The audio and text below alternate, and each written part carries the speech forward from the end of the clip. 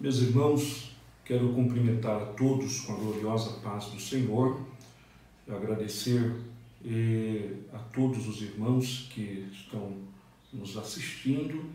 Através desse vídeo nós queremos comunicar uma reflexão da Palavra de Deus. Eu quero me dirigir especialmente aos nossos irmãos da Assembleia de Deus, Ministério do Brás, no Parque Piratininga, onde está sob os cuidados do pastor Itamar e da sua muito digna esposa, nossa irmã Leni. Com alegria também agradecer a meu amigo Arlindo Araújo, que nos fez o convite para nós estarmos nesta manhã fazendo uma reflexão, né? O tema proposto é sobre família. Então nós vamos estudar em alguns minutos, né, esse tema que foi proposto por nós. Eu estava meditando e gostaria de basear a palavra sobre o texto ou o verso do Salmo de número 127. Salmo de número 127, o verso de número 1 nos diz assim: se o Senhor não edificar a casa, em vão trabalham os que a edificam. É só até aqui. Esse é o texto que nos interessa. Se o Senhor não edificar a casa, em vão trabalham os que a edificam. Queridos, o tema proposto talvez seja um dos temas de maior urgência nos últimos dias. Nós temos observado que o diabo tem atingido, atacado de maneira muito feroz as famílias, não? A família tem passado por uma crise muito grande, tem encontrado muitas dificuldades aí na sociedade odierna. Quando nós falamos de família, propriamente dito sobre o relacionamento conjugal, é importante nós lembrarmos que os casamentos têm passado por uma grande crise. Uma pesquisa recente informa que de cada 100 casamentos, né, de cada 100 casais que chegam diante do altar, prometendo fidelidade um ao outro até que a morte os separe, 60 deles se separam antes do segundo ano de casamento. 35 deles vivem um casamento suportável, não se separam por falta de coragem. E apenas 5 deles, de fato, são realmente felizes. Isso quer dizer que 5% dos casamentos apenas são de pessoas que realmente se sentem bem um ao lado do outro. Isso demonstra uma grande crise que o casamento, que a família está atravessando no mundo em que nós vivemos. Separei aqui algumas informações para os irmãos para falarmos sobre a família, né? Quando nós falamos sobre família, nós não temos dúvida que a família é a célula base da sociedade. Família é a célula base da sociedade. Sem família não existe sociedade, também não existe igreja. A igreja é formada de família. Família, ela deve ter as características exigidas pela palavra de Deus. Isso quer dizer que a família não pode ser definida pelos homens que não têm nenhuma comunhão com Deus. O que define as características de uma família é a palavra de Deus. Isso quer dizer que a família, ela tem como seu autor o próprio Deus, e é Ele quem determina quais são as características da família. Hoje, infelizmente, muitos estão apoiando, né, a família moderna, onde tudo se pode, onde o relacionamento pode ser entre pessoas do mesmo sexo, porém, nós defendemos a família tradicional. Essa é uma das características que Deus atribuiu à família quando a criou, quando a projetou. A família é projeto de Deus, ok? Quando falamos de família, logo nos vem à mente a palavra lar. O grande desafio de um casal hoje é transformar a sua casa em um lar. A palavra lar, ela vem da palavra latina lare. Lare é a palavra que origina lareira. E o que é lareira? É a parte da cozinha onde se acende o fogo. Isso quer dizer que lar significa um lugar aquecido, aquecido pela comunhão, pelo amor, pelo sincronismo, pela harmonia. Quais são as condições para que haja um lar? Primeira condição, deve ter amor. Deve haver amor. Sem amor, esse lar não existirá. E como deve ser esse amor? Esse amor, primeiro, deve ser um amor familiar, né? Amor familiar. Segundo, um amor humano, né? Um amor de contato, de abraço. Terceiro, deve ser um amor total. Eu não posso amar parcialmente a minha família, eu tenho que amar totalmente. Eu tenho que devotar amor total à minha família. Quarto lugar, esse amor deve ser um amor fiel, ou seja, deve ser um amor digno de se manter firme, independente das intempéries da vida. Lembrem-se, a vida nos reserva muitos espinhos e adversidades. E esse amor que nós devotamos à família deve ser um amor tão firme a ponto de superar todas as intempéries da vida e continuar protegendo a família. Esse amor deve ser também um amor exclusivo. Esse amor que nós devotamos à nossa família deve ser exclusivo. O amor do esposo para com a esposa deve ser exclusivo. Não dá para fazer concessões para outras pessoas nesse círculo familiar. Quando nós falamos do amor, esse amor também deve ser um amor fecundo. Fecundo quer dizer produtivo. É um amor que produz. Produz o quê? Produz ações. Ações benévolas para a família. Produz atitudes, né? Produz sentimento. É um amor fecundo. A pessoa que ama, ela deve demonstrar isso nas suas ações, porque esse amor produz ações, esse amor produz palavras agradáveis, né? Então esse é o amor. Então a primeira condição para que haja um lar é amor. Segunda condição, nesse lar deve ter harmonia. O que é harmonia? É algo que tem uma ordem, uma simetria, um acordo, uma conformidade, né? Por exemplo, quando nós observamos uma orquestra, um conjunto musical, nós vamos observar que existe uma harmonia, existe uma simetria entre os instrumentos musicais. Isso quer dizer que eles estão tocando a mesma música, independente das suas características, né?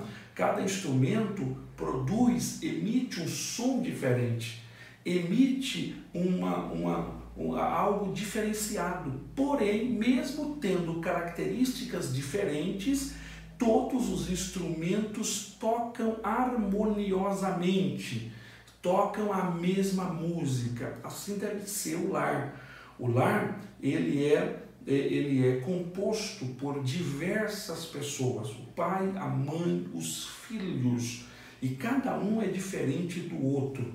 A maior ignorância é alguém exigir que o outro seja igual a ele. Todos são diferentes, todos têm as suas características. Agora tem um detalhe: todos devem agir harmoniosamente, tocando a mesma música, seguindo na mesma direção. Isso é harmonia. Então, um lar, uma casa, para ser um lar, precisa ter harmonia. Também, terceiro lugar, essa casa, para se tornar um lar, precisa ter paz.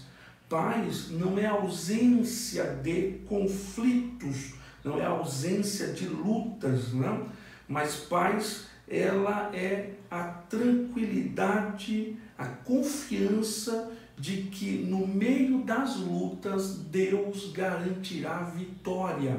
Por isso esse lar não se desespera, esse lar não entra em conflito. Por quê? Porque ele tem paz produzida por Deus e pela confiança de que o Senhor dará vitória. Então, o lar precisa de paz.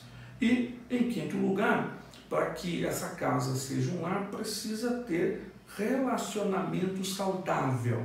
Relacionamento saudável entre os cônjuges, relacionamento saudável entre pais e filhos, entre irmãos. Então, essa casa só se torna um lar quando os seus membros se relacionam de maneira saudável. Isso não quer dizer que não haverá desacordos, haverá, mas serão resolvidos de maneira saudável e pacífica. Então, essa é as condições para que haja um lar. Quando nós falamos, de lar, logo nos vem também, queridos, o relacionamento entre pais e filhos. Quais são os deveres principais dos pais na criação dos filhos? A Bíblia nos aponta pelo menos a Bíblia nos aponta 13 deveres principais dos pais aos filhos. O primeiro dever é o que está em Deuteronômio, capítulo de número 6, verso de número 7. A Bíblia nos diz que o pai tem o dever de ensinar a palavra para o seu filho. Olha o que diz o texto: tu as inculcarás a teus filhos, e delas, ou seja, da palavra, falarás assentada em tua casa, e andando pelo caminho, e ao deitar-te, e ao levantar-te. Então vejam aí que Deus impõe aos pais o dever de falar, de ensinar a palavra aos seus filhos. Segundo dever dos pais, os pais têm o dever de treinar os filhos, ensiná-lo no caminho. Não é só falar, mas também treinar essa criança. Provérbios 22:6 está escrito: ensina e treina. Treinar é você exigir que ele repita seguidas vezes uma atitude, a ponto de que ele aprenda. Então a palavra diz: ensina a criança no caminho que deve andar, e ainda quando for velho não se desviará dele. Esse é o segundo dever. O terceiro dever dos pais: prover. Os pais têm o dever de prover o recurso necessário para os filhos, enquanto eles estão sob o seu domínio. Olha o que está em 2 Coríntios 12:14, apenas uma parte do versículo, diz assim: não devem os filhos entesourar para os pais, mas os pais para os filhos.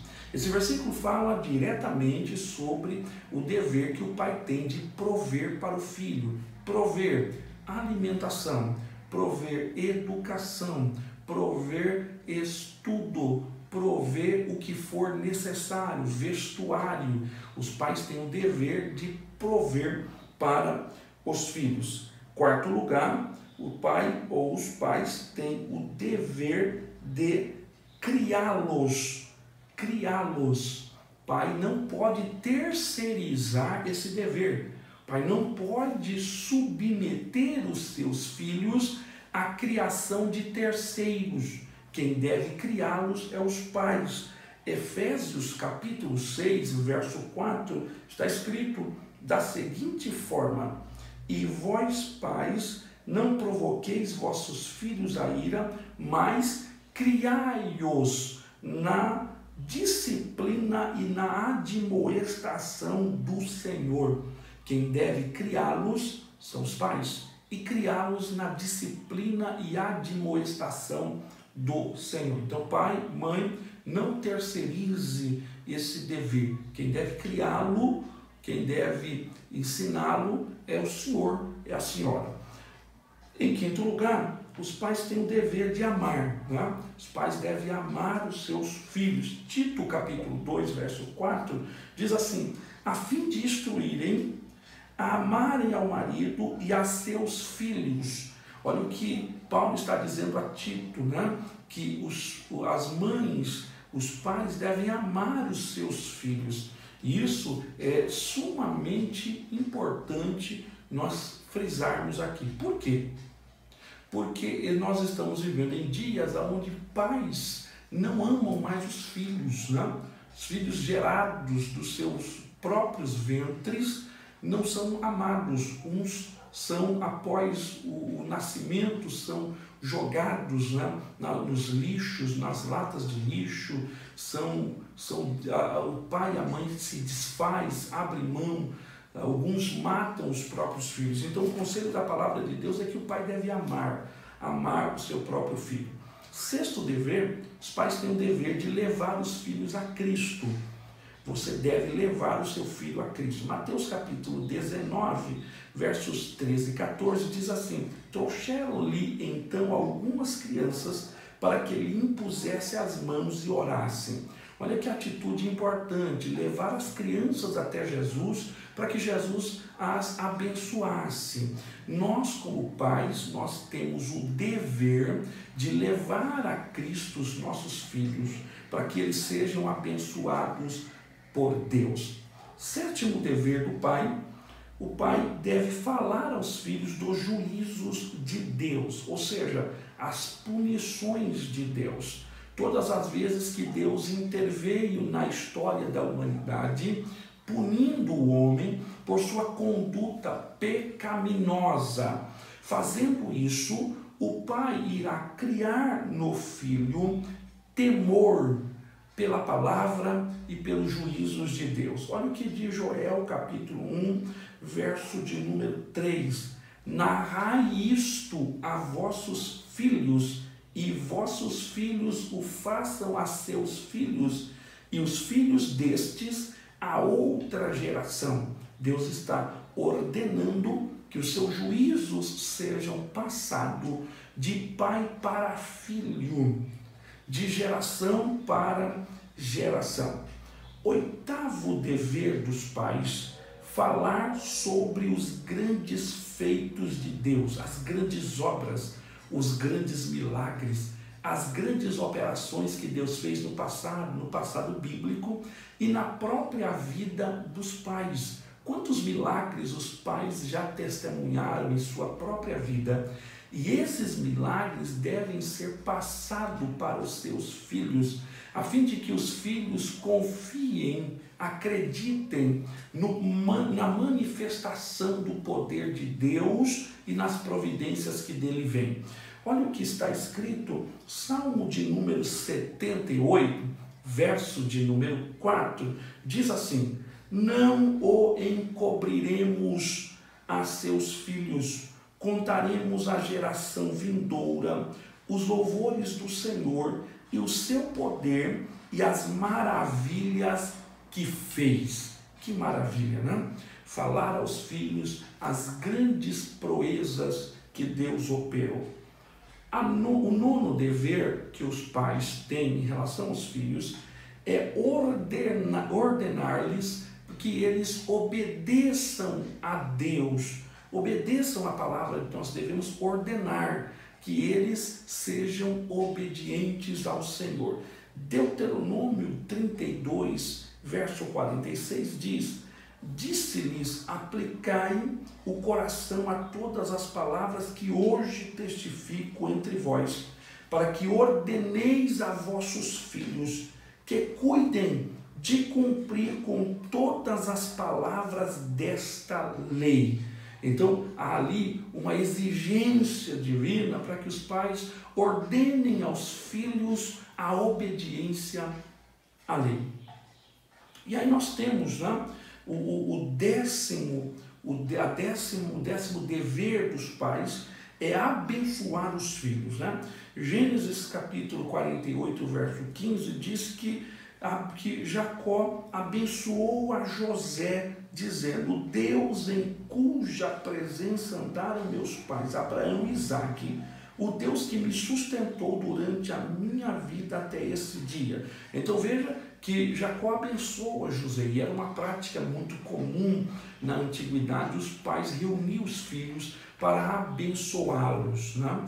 E nós precisamos fazer o mesmo, abençoar os nossos filhos, crendo que eles serão de fato bênção para as nossas vidas e para a sociedade que fazemos parte. Então abençoe o seu filho, melhor abençoar, melhor produzir palavras de incentivo, de bênção, do que amaldiçoar. Muitos pais vivem praguejando os próprios filhos, amaldiçoando. Deixa eu lhe dizer, as nossas palavras têm poder. É interessante que você entenda que quando você fala, você está dando legalidade para que aquilo se cumpra. Quando você amaldiçoa e pragueja, você está dando legalidade ao inimigo para agir na vida do seu filho, da sua filha. Então não faça isso, profetize bênção, profetize o milagre na vida dele. Em 11º lugar, os pais devem se compadecer dos filhos. Salmo de número 103, o verso de número 13, a Bíblia diz: como um pai se compadece de seus filhos, assim o Senhor se compadece dos que o temem. Como um pai se compadece dos seus filhos. É exigido na palavra de Deus que os pais se compadeçam dos filhos. E o mesmo padrão que é utilizado pelo pai ao se compadecer do seu filho é o que Deus utiliza para se compadecer daqueles que o temem. Então, se compadeça do seu filho, da sua filha, ajude-o na sua necessidade. 11º dever, o pai deve corrigir o seu filho. Deve haver correção. Olha o que está em Provérbios 23:13. Diz assim: não retires da criança a disciplina, pois se a fustigares com a vara, não morrerá. Entenda, querido, que o nosso Deus exige que nós disciplinemos, corrijamos os nossos filhos, porque se assim o fizermos, eles receberão a repreensão e essa será no momento de angústia, de dor, mas produzirá lá na frente um resultado positivo. Uma das marcas da nossa geração atual é a fragilidade dos pais na correção dos filhos. A geração anterior demonstra uma maior rigidez dos pais ao ensinar e corrigir aos filhos e hoje produziu resultados maravilhosos. O afrouxamento na correção está produzindo uma geração frouxa, uma geração rebelde, uma geração sem parâmetros, sem princípios. Então nós precisamos ter em mente que é exigido por Deus a correção. E aí nós temos em 13º lugar, o pai não deve provocar a ira dos filhos. Nós lemos já Efésios 6:4 para falar que os pais devem criar os filhos. Esse é um dos deveres, mas esse mesmo versículo demonstra que os pais não devem provocar. Olha o que diz: e vós pais não provoqueis vossos filhos a ira. Nós precisamos entender que no domínio, no controle dos pais está a disciplina e a correção, mas os pais devem ter limites e não provocar a ira a vossos filhos. Muitos filhos são provocados pelos pais e tomam decisões das quais lá na frente ele vai se arrepender. Alguns não conseguem mais morar com os pais. Então os pais precisam ter essa sabedoria para não provocar a ira dos filhos. Quando nós falamos de família, e eu vou encerrar, né? Tem muita coisa aqui, mas eu devo falar um pouquinho sobre os perigos que cercam as famílias, ok? E nós já estaremos encerrando. Primeiro perigo que cerca as famílias é o perigo chamado de niilismo. Niilismo. O que é niilismo? É a ausência de referencial. Hoje, infelizmente, os filhos estão perdendo os referenciais, né? Estão perdendo os referenciais. Antigamente, o grande referencial do filho eram os pais, ou eram os pais. Os pais eram o grande referencial. O filho facilmente, quando perguntado o que ele gostaria de ser quando crescesse, sempre dizia: eu vou ter a mesma profissão do meu pai. Mas hoje os filhos estão perdendo os referenciais. Então, queridos, o primeiro grande perigo que cerca as famílias é o perigo do niilismo, a ausência de referenciais. Nós precisamos orar para que nós, os pais, sejamos os grandes influenciadores dos filhos. Oremos ao Senhor para isso. O segundo perigo que cercam as famílias é o perigo do consumismo. Muitos pais, eles desenvolvem nos filhos o vício do consumismo, demonstrando para os filhos que o importante é ter. Né? E quando nós demonstramos a importância em ter, nós, de alguma maneira, desvalorizamos a questão do ser. Mais importante para alguns pais é ter do que ser. Nós precisamos entender que muitos pais vêm de criações difíceis, dificuldades, adversidades, e de alguma forma os pais querem nos filhos não reproduzir o que eles passaram e dar aos filhos o que ele não teve. É importante sim nós suprirmos as necessidades dos nossos filhos, porém, quando existe excesso de conforto, esse filho ele pode ser criado com uma visão distorcida e crendo que mais importante é ter do que ser. Temos que ter muito cuidado com isso. Precisamos suprir as necessidades dos filhos, mas precisamos ter equilíbrio para que não haja excesso de conforto. A Bíblia, ela condena o consumismo. Isaías capítulo 55, verso 2 diz: por que gastares o dinheiro naquilo que não é pão?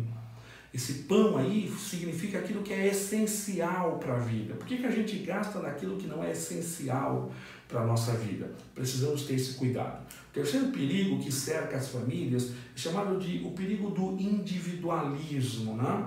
Nós estamos evoluindo para a lei da selva, aonde é cada um por si. Quantas casas estão divididas? Quantos lares estão sendo afetados pelo individualismo?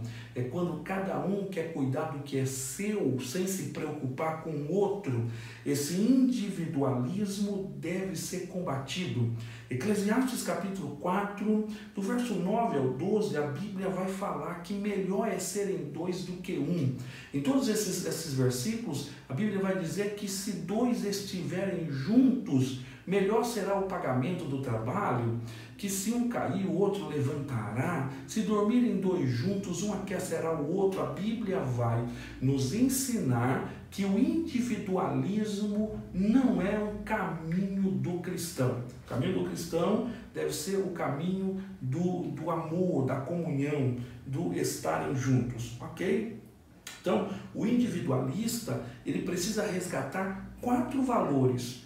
Todo individualista, ele não gosta de cooperar, então ele precisa resgatar o valor da cooperação. O que é a cooperação? É trabalhar em comum acordo pelo mesmo objetivo. O segundo valor que todo individualista precisa restaurar ou resgatar é o valor da amizade, que é o sentimento de apreço pelo outro. O individualista, ele pode até andar junto com alguém, mas não terá a amizade verdadeira, ele não vai desenvolver um apreço pelo seu próximo. Então ele precisa resgatar a amizade. Em terceiro lugar, o individualista precisa resgatar o companheirismo. O que é o companheirismo? A palavra companheirismo significa ombro a ombro. Companheirismo significa estar junto e carregando a carga do outro, isso é ser companheiro, é juntar o seu ombro com o ombro do outro para levar a sua carga.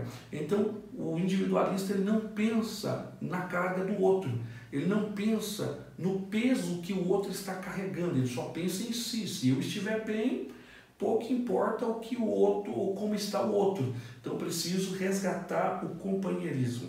O individualista precisa resgatar a reciprocidade. O que é reciprocidade? É o tratamento mútuo. É dar e receber algo do mesmo gênero. O que isso quer dizer? O individualista ele gosta de receber, mas ele não gosta de dar. Então, o individualista, ele precisa resgatar esse valor, o valor da reciprocidade. Da mesma maneira que eu sou abençoado, eu quero abençoar. Na mesma medida que eu recebo, eu também quero dar. Então, o individualista não tem isso, ok? Então, a Bíblia diz que nós devemos nos alegrar com os que se alegram e chorar com os que choram. Amém? Creia nisso. Esta é a palavra, eu estou resumindo aqui, né? A gente tem muita coisa escrita aqui, mas essa é a palavra. Creia que Deus quer avivar a sua família. Sim, esse é o termo, avivar. O avivamento que nós esperamos começa em nossa casa. Se a nossa casa for avivada, certamente a igreja será avivada e a sociedade será impactada pela palavra de Deus e pelo nosso testemunho. Que Deus abençoe a sua vida. Meu agradecimento aqui a todos os irmãos da congregação do Parque Piratininga, que é do Ministério do Madureira. Deus abençoe vocês. Nós estamos felizes e agradecidos ao Senhor pela comunhão que temos. Deus abençoe meu amigo Arlindo Araújo, que me fez essa proposta. Também os pastores, pastor Itamar e também a sua muito digna esposa. Deus abençoe a sua vida grandemente. Fiquem na paz do Senhor.